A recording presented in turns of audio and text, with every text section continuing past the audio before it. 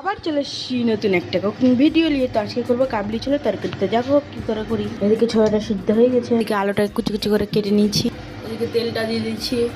এখন এলাচ লবঙ্গ দারচিনি দিয়ে দিলাম, সব দেওয়া হয়ে গেছে। শুকনো লঙ্কা দিয়ে দিচ্ছি লাস্টে, আলুটা দিয়ে দিলাম।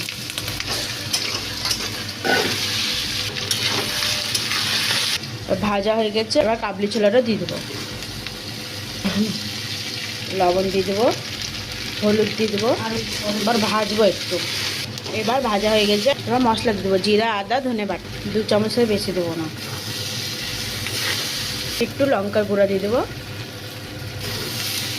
ভালো করে ভাজবো। একটু চিনি দিয়ে দেবো,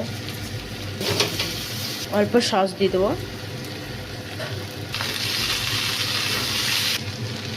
ভাজা কমপ্লিট, এবার জল দিয়ে দেবো। জল